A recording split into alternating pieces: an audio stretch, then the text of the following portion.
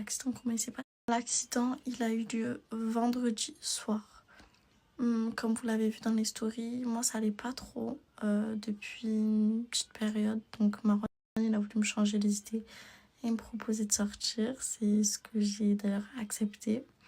Il était accompagné de son ami. D'ailleurs, ce n'était pas moi qui conduisait ni Marwan. C'était bel et bien son ami, celui qui nous emmène partout au final, celui qui a la voiture. Donc voilà, c'était lui qui conduisait. Lors de l'accident, moi j'ai tout oublié. C'est-à-dire que c'était un trou noir. Je me rappelle juste d'avoir rigolé avec eux, d'avoir chanté en plus des musiques. Et après, j'étais sur mon téléphone et trou noir. Donc j'ai un peu demandé à son ami qui conduisait, parce que lui se rappelait un peu de ce qui se passait. Et en gros, il m'a expliqué que sur la route, il avait raté un rond-point. Et juste après, il avait fait plein de tonneaux. C'est pour ça l'état de la voiture. Du coup, moi, je me suis réveillée quand Marwan il a essayé de me faire reprendre conscience avec les pompiers autour, la police, les gyrophares. Je comprenais pas ce qui se passait tout simplement. Sur le moment, j'avais pas mal. J'avais mal nulle part. Enfin, j'avais des petites douleurs, mais tout était relatif. Après ça, je suis allée directement à l'hôpital.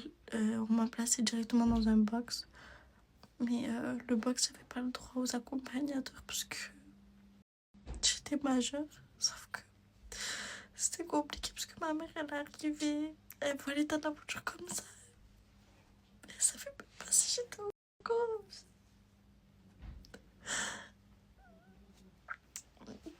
Marwan, il m'avait laissé sur un moment, j'avais perdu conscience. Et bref. Après ça, on m'a fait des examens. On m'a fait un scanner pour savoir si j'avais pas un traumatisme crânien, parce que j'avais perdu connaissance. On m'a fait un électrocardiogramme, c'est des patchs qu'on colle avec des fils. On m'a fait plein d'autres examens. Au final, j'ai eu des termes hospitaliers que je me rappelle plus. Je sais plus c'est quoi exactement les termes hospitaliers qui m'ont employé. Je sais juste que j'avais aussi un truc à la nuque. J'avais un truc au bassin.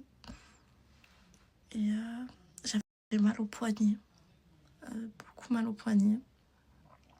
Mais rien de visible, rien d'apparent. Donc ils pensaient que c'était juste une entorse. Et ils m'ont prescrit une attelle pour que je bouge pas mon poignet parce que ça me faisait trop mal quand je bougeais. J'ai dormi une nuit à l'hôpital.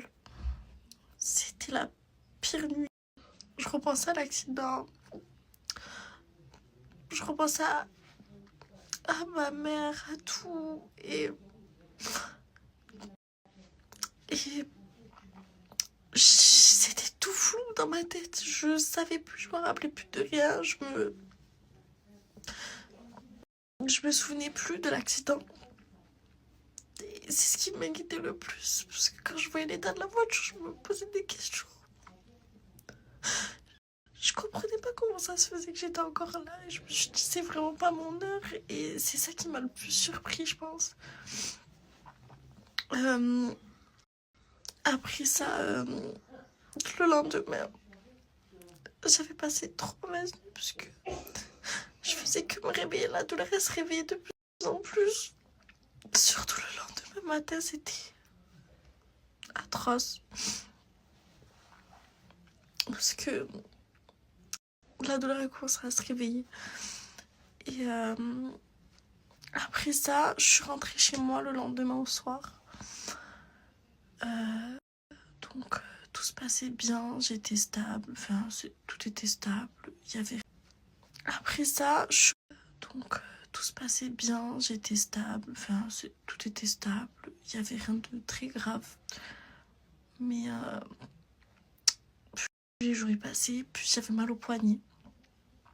Donc 2 jours après, mon poignet, impossible de le bouger. Il avait triplé de volume, donc j'ai décidé de retourner à un autre hôpital pour faire une radio. Et ils m'ont direct emmené faire une radio. Mon poignet il était énorme. Et je leur ai un peu expliqué la situation, que j'avais fait un accident il y a 2 jours. Et en fait, j'ai eu une fracture du radius. Ils m'ont expliqué un peu comment ça se passe.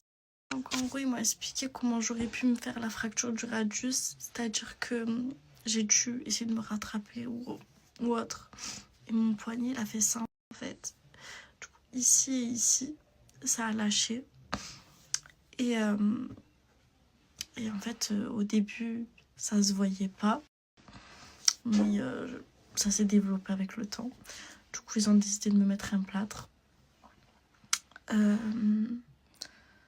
Franchement, l'accident, ça a été très, très, très douloureux. Pour moi, mentalement, physiquement. Et pour Marwan aussi. Parce que Marwan, il fait le gars dur qui a aucune émotion, qui s'en fout de tout. Mais au fond, c'est pas ça. Il fait le gars fort, mais c'est un humain comme tout le monde. Et ça m'a touchée quand j'ai vu qu'il a essayé de prendre soin de moi, qu'il a fait attention à moi, alors que lui aussi, il était très très mal. Quand j'entends que cet accident, il a été inventé de toutes pièces, c'est ce qui fait le plus mal au final. Parce que on essaie de m'accuser de mensonges pour des traumatismes, des vrais traumatismes. Et ça, je trouve ça petit. Parce que vous m'expliquez comment c'est possible que j'aurais fini à l'hôpital si c'était faux.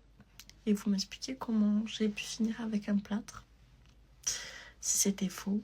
Finir avec cette tête. Alors que j'ai toujours été la fille coquette qui aimait s'apprêter.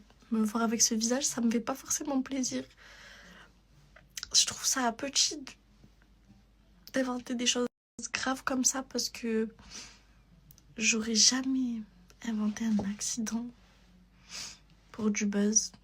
À contrario des personnes qui essaient de buzzer sur des faits réels, des traumatismes tout récents au final. Donc j'ai même pas eu le temps de me reposer de ce qui s'est passé, de me remettre de ça, qu'on m'invente des choses, une vie. On dirait plus douloureux que l'accident au final. Mais c'est pas grave. C'est ça l'inconvénient des réseaux, j'ai envie de vous dire. Ce que je comprends pas, c'est que ces soi-disant preuves ne tiennent pas forcément la route. Quand tu vois que la vidéo, elle datait, enfin, les horaires étaient de 17h, alors que sur la vidéo, on dirait qu'il était une vidéo qui datait du 4 juin à 17h. Donc je savais pas que à 17h en juin, il faisait nuit comme s'il était minuit. Même en janvier, là, à 17h, il fait pas aussi nuit que sur la vidéo. Manque de peau, monsieur, fallait bien gérer les horaires au moins.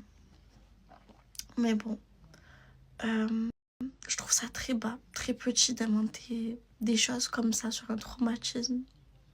J'ai même pas eu le temps de me remettre de mon accident, qu'on invente des trucs comme ça. Vous faites ça à une personne qui est encore fragile mentalement.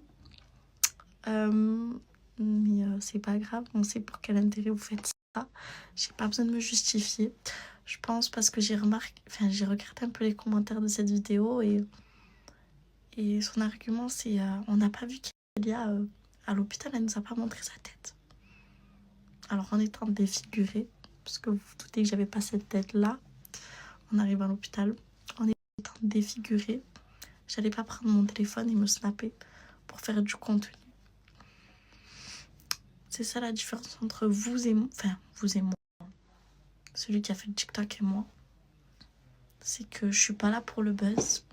J'ai pas pris mon téléphone et fait des snaps dans l'état dans lequel j'étais. Je pensais pas forcément à ça, je vous mens pas.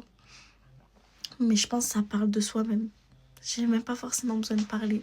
Et j'ai une communauté en or qui est là. Vous m'avez beaucoup rassurée. J'ai beaucoup parlé avec certains d'entre vous. Bon, pas tout le monde, parce que ça faisait beaucoup. Mais vraiment, vous avez su m'épauler. Et ça, je vous en remercierai jamais assez. C'est incroyable ce que vous faites pour moi. Et vous inquiétez pas, je vais pas me laisser abattre par mon accident. Je vais pas me laisser tomber en dépression. Certes, c'est dur en ce moment parce que c'est tout récent, mais la Kélia solaire d'avant, la Kélia souriante, qui rigole tout le temps, qui parle pas de négatif, qui voit jamais le négatif, elle est là, face à vous. Elle sera bientôt là en tout cas. Et je vais refaire renaître cette Kélia parce que ça m'a ouvert les yeux, cet accident. J'ai vécu ça, l'état de la voiture. Et regardez, je peux me poser là devant mon téléphone et parler avec vous. Alors que j'ai l'état de la voiture, j'aurais jamais pensé. Donc ça m'a juste ouvert les yeux que c'était pas mon heure. Et je dois profiter de l'occasion. J'ai été éprouvée, Dieu m'aime. Et je pense que cette épreuve, je peux la surmonter. Et je vais pas me laisser abattre par un accident. Il y a bien pire dans la vie. Donc bon, je vous aime fort en tout cas. Cette story time elle était très longue. Elle était très dure à faire aussi. Je vous fais de gros bisous. Et je vous remercie encore d'avoir été là pour moi.